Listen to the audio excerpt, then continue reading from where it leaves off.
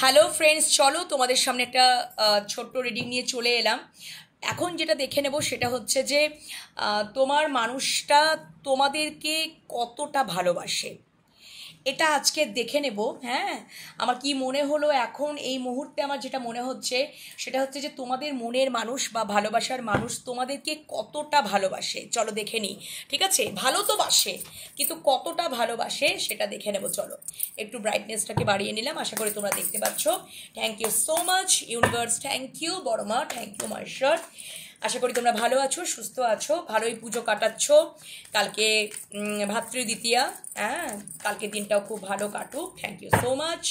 চলো দেখে নিই যে আমার ভিউয়ার্সদের মনের মানুষ বা ভালোবাসার মানুষ আমার ভিউয়ার্সদেরকে কতটা ভালোবাসে। চলো দেখে নিই কতটা ভালোবাসে আমার ভিউয়ার্সদেরকে, তাদের মনের মানুষ বা ভালোবাসার মানুষ কতটা ভালোবাসে আমার ভিউয়ার্সদের মনের মানুষ বা ভালোবাসার মানুষ তাদেরকে, আমার ভিউয়ার্সদেরকে কতটা ভালোবাসে আমার ভিউয়ার্সদের মনের মানুষ, আমার ভিউয়ার্সদের মনের মানুষ, আমার ভিউয়ার্সদের মনের মানুষ বা ভালোবাসার মানুষ আমার ভিউয়ার্সদেরকে কতটা ভালোবাসে আমার ভিউয়ার্সদের মনের মানুষ বা ভালোবাসার মানুষ আমার ভিউয়ার্সদেরকে কতটা কতটা ভালোবাসে, কতটা ভালোবাসে, কতটা ভালোবাসে, কতটা ভালোবাসে। Thank you so much. কতখানি ভালোবাসে, কতখানি ভালোবাসে। চলো দেখে নিই কতটা ভালোবাসে, কতটা ভালোবাসে, কতটা ভালোবাসে, কতটা ভালোবাসে। এটা ফার্স্ট দেখবো কতটা ভালোবাসে। ও মাই গড, ও মাই গড, প্রচুর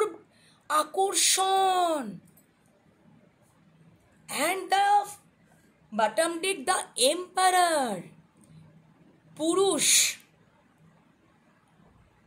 ডিভাইন মাস্কুলাইন দ্য এম্পারার, পুরুষ, পুরুষ আর প্রকৃতি, divine feminine and divine masculine. So definitely তোমার মানুষটা, ও মাই গড, প্রচুর আকর্ষণ। ও মাই গড, ও মাই গড। আচ্ছা, তো অ্যাকচুয়ালি তোমার মানুষটা যদি, তোমার মানুষটা দেখো, বলে দিচ্ছি এবার তোমাদেরকে কতটা ভালোবাসে। দেখো, সত্যি কথা বলতে যেমন আকর্ষণ তেমন ভালোবাসা আছে, পরিষ্কার কথা। কাপস ইমোশনকে ডিনোট করে, দ্য ডেভিল আকর্ষণ, মানে এই আকর্ষণটা, ডেভিল মানে প্রচুর আকর্ষণ, প্রচুর পরিমাণে আকর্ষণ, যেটা মানে লিমিট ক্রস করা, লিমিট ক্রস করা মানে আকর্ষণ। দ্য এম্পারার মানে এখানে তোমার মানুষটা একাধারে কিন্তু ভীষণই ইগোয়েস্টিক একটা পার্সন, দ্য এম্পারার, ঠিক আছে, এবং খুবই ইগোয়েস্টিক পার্সন। হতে পারে তোমার মানুষটা তোমাদের প্রতি একটু অ্যাগ্রেসিভ হয়ে আছে, একটু রেগে আছে, হতে পারে, ঠিক আছে, একটু অ্যাগ্রেসিভ বা একটু রেগে আছে, কারণ কি নাইট অফ সোর্স, ঠিক আছে। এবং যদি তোমাদের সম্পর্কের মধ্যে যদি ইগোর কারণে বা একটু রাগারাগির কারণে নো কন্ট্যাক্ট জোনে যদি তোমাদের মধ্যে মানে চলছে, নো কন্ট্যাক্ট জোন চলছে বা অন অফ সিচুয়েশন চলছে, সেই রকম ক্লিয়ার কমিউনিকেশন চলছে না, তাহলে জেনে রাখো উনি দ্রুত তোমাদের দিকে আসছেন, ঘোড়ার বেগে আসছেন। কেন আসছেন? আর উনি বেশি দেরি করতে চান না। দ্য ডেভিল প্রচুর আকর্ষণ, মারাত্মক লেভেলের আকর্ষণ, এবং কল মেসেজ 8 ঘন্টা, 8 দিন, 8 সপ্তাহ, যাদের বেশি পরিমাণে একটু কমপ্লিকেশন সিচুয়েশন হচ্ছে, বেশি রাগারাগি, বেশি ইগোর প্রবলেম হয়েছে।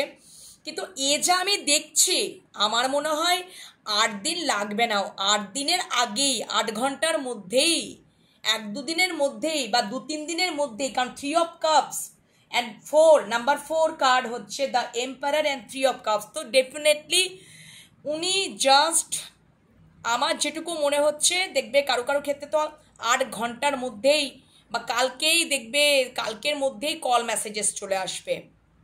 এবং ডেফিনেটলি আমার যেটুকু মনে হচ্ছে যে 3 থেকে 4 দিনের মধ্যেই মানে মানে উনি আর থাকতে পারবেন না, উনি আর থাকতে পারবেন না, তোমাদের সাথে রিইউনিয়ন করবার জন্য পাগল হয়ে যাবেন।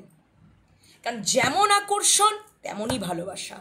এবং অবশ্যই রিইউনিয়ন, ক্লিয়ার কমিউনিকেশন, কল মানে উনি থাকতে পারবেন না, পরিষ্কার কথা, উনি থাকতে পারবেন না। যদি উনি কন্ট্রোল করে রয়েছেন সেটা কিন্তু ইগোর কারণে রয়েছেন, হয়তো অ্যাগ্রেসিভের কারণে রয়েছেন, হ্যাঁ, কিন্তু উনি থাকতে পারবেন না। উনি ঘোড়ার বেগে ছুটে উনি তোমাদের কাছে আসবেন।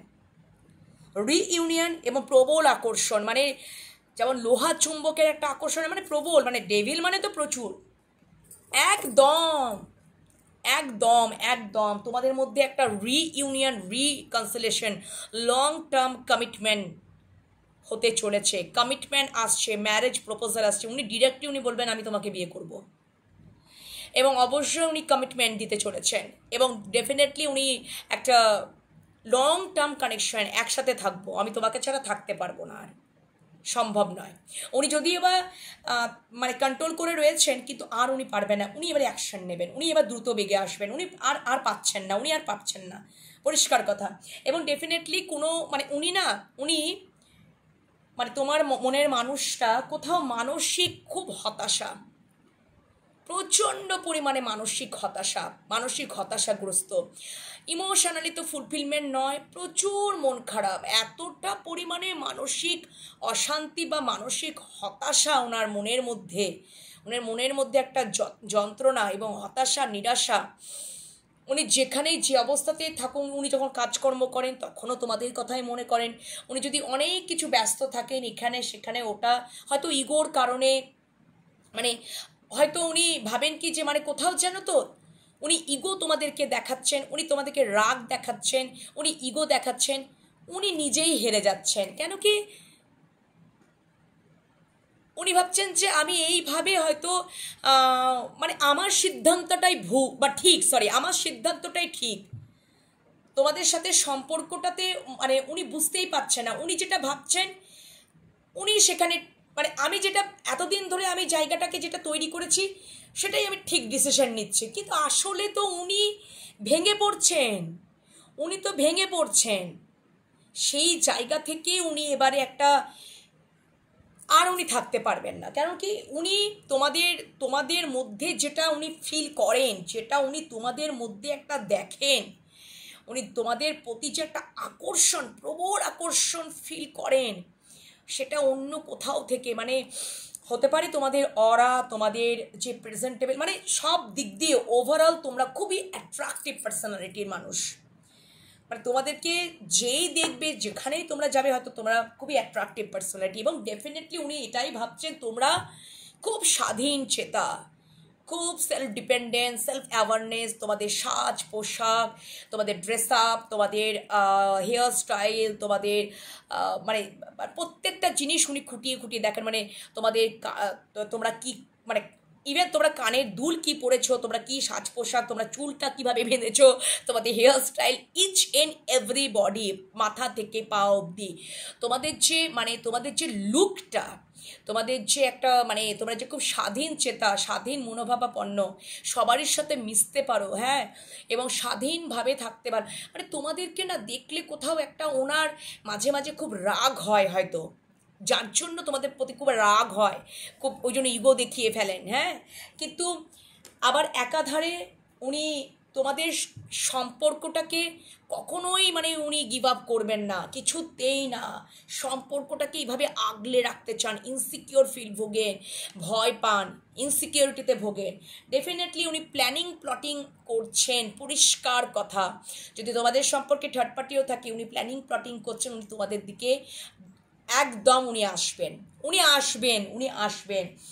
প্রচুর ভালোবাসা ফিল করছেন, 6 অফ কাপস, পূর্বজন্মের কানেকশন, পাস্ট লাইফ কানেকশন উনি ফিল করছেন। এবার উনি গভীরতাটা ফিল করছেন, ভালোবাসার গভীরতাটা, যে না এই ভালোবাসাটা তো আগে হয়তো তোমরা ছোটোবেলাকার বন্ধু হতে পারো, তখন হয়তো তোমাদের মধ্যে এই জিনিসটা হয়নি, তোমার মানুষটার হয়নি, এখন উনি ফিল করছেন, এখন উনি অনেক হয়তো দীর্ঘকাল ধরে উনি ফিল করেছে, হয়তো দীর্ঘকাল ধরে তোমাদের মধ্যে মাঝে মাঝে টাওয়ার মোমেন্ট ঘটেছে, ঠিক আছে, তখনই উনি বারবার টাওয়ার মুভমেন্ট যখনই ঘটেছে, ডিভাইন ইন্টারভেনশন যখনই ঘটেছে, তখনই উনি রিগ্রেট ফিল করেছেন, মানসিক হতাশাগ্রস্ত ফিল করেছেন, এবং ডেফিনেটলি উনি মানে এখানে চানই অ্যাকশন নিতে, একদম উনি আসছেন, উনি দ্রুত তোমাদের সাথে কানেক্ট হতে চাইছেন, রিইউনিয়ন করতে চাইছেন, ক্লিয়ার কমিউনিকেশন করতে চাইছেন, reunion, marriage, commitment, connection, long term, সব কিছু ওভারঅল উনি আসছেন। আমি তো বলেই দিলাম 3 থেকে 4 দিন বা 8 দিন বা 8 ঘন্টা, উনি বেশি দিন থাকতে পারবেন না, পরিষ্কার কথা, কিছুতে উনি নিজেকে কন্ট্রোল করে রাখতে পারবেন না। তো এই হচ্ছে ব্যাপার, মানে কতটা উনি আকর্ষণ বোধ করেন, কতটা উনি তোমাদেরকে ভালোবাসেন তোমাদের প্রতি, সেটা তো তোমরা দেখতেই পেয়ে গেলে। ভালোবাসা, আকর্ষণ সবই রয়েছে।